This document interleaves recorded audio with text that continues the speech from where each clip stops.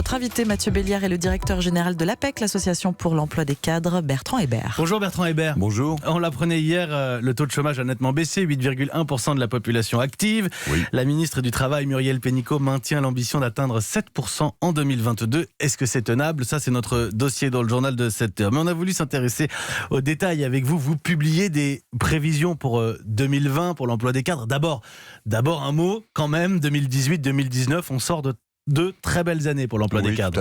Tout à fait. Ça va se prolonger d'ailleurs. C'était important pour nous de vérifier par rapport aux prévisions que nous avions faites l'année précédente, qu'on était bien dans la même tendance. Et objectivement, depuis 10 ans, cet emploi ne cesse de croître à grande vitesse en France. 150 000 créations nettes de postes dans le privé ces 2 dernières années. C'est ça. Je le disais en souriant hors antenne, vous vivez dans un monde parallèle. Il y a une bulle dans le monde des cadres. Oui, alors il y a une grosse recherche dans des pays développés comme l'est la France. Il y a une grosse recherche de compétences, vous le savez. On est dans un monde qui se digitalise fortement. Il y a besoin de ces compétences de plus en plus nouvelles et d'adaptation de plus en plus précises à de nouveaux emplois.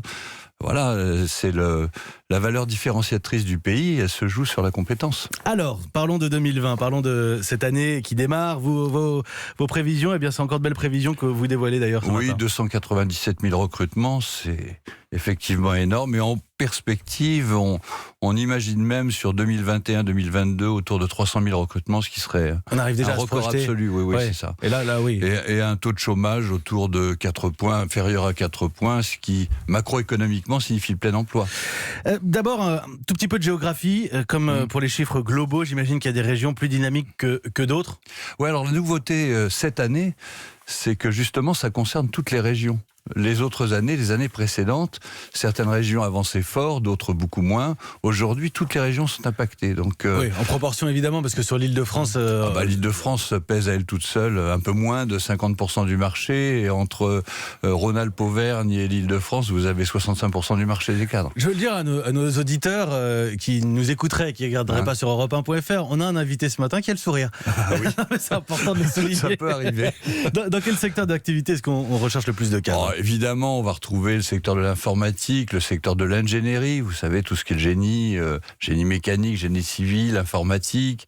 Vous avez le commerce aussi, la recherche de commerciaux est extrêmement importante. Voilà, ce sont les secteurs dominants. Mais aujourd'hui, je le répète, tous les secteurs d'activité sont impactés. C'est ça qui est peut-être la nouveauté de cette année. Avant, on voyait la croissance sur certains secteurs, sur certains territoires, sur certaines régions.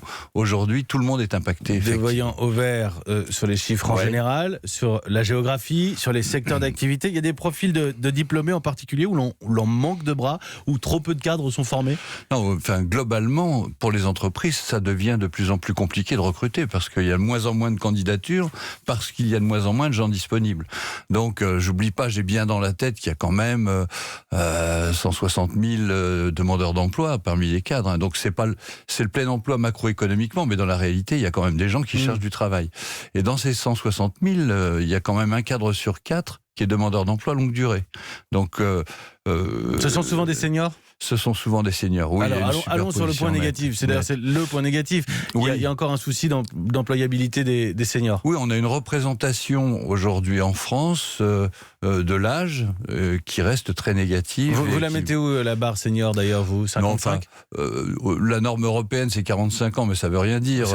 Parlons plutôt de gens qui ont au moins plus de 55 ans, oui, c'est ça. Voire plus de 60 ans, et ne nous cachons pas derrière notre petit doigt. Il y a une vraie problématique.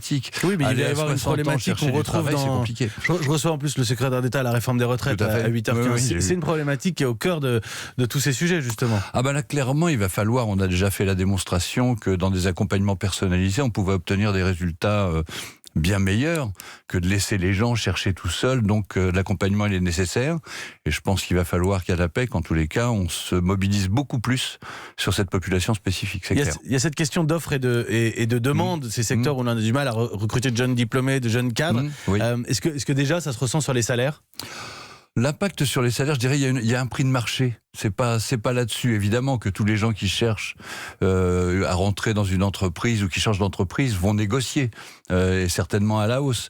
Mais je le répète, l'enjeu n'est pas là aujourd'hui. Il y a une véritable attente lorsqu'on rentre dans une entreprise de trouver quelque chose qui s'équilibre entre vie personnelle, vie professionnelle, intérêt des projets confiés, gérés.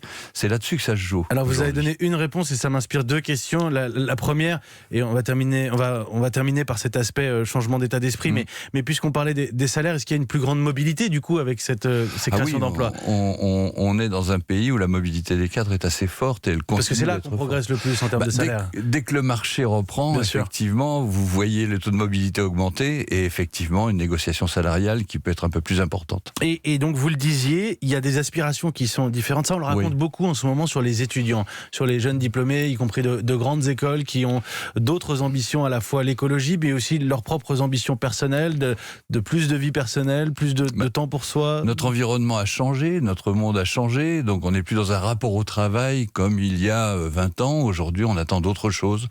Un équilibre personnel, effectivement, un investissement fort, une adhésion forte aux valeurs de l'entreprise, ça reste un marqueur important pour beaucoup des jeunes cadres qui arrivent sur le marché du travail. Et est-ce que les entreprises arrivent à se mettre au diapason justement de cette envie-là ? Elles changent, elles évoluent.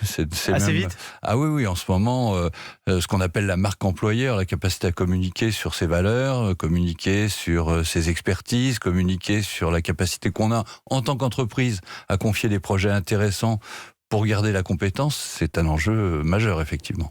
Pour terminer, parce que je garderai cet aspect-là pour mon invité à 8h15 sur la réforme des retraites, sur les seniors. Pour améliorer l'employabilité des seniors aujourd'hui, vous parliez d'accompagnement personnalisé. Ah oui, tout à fait. On sait que quelqu'un qui est resté pendant plus d'1 an hors de l'emploi, c'est extrêmement compliqué. On ne va pas lui réapprendre les techniques de base qui vont lui permettre de se repositionner sur le marché. Ce sont souvent des gens qui ont beaucoup d'expérience. Donc c'est pas ça. Mais qui sont peut-être plus chers aussi ?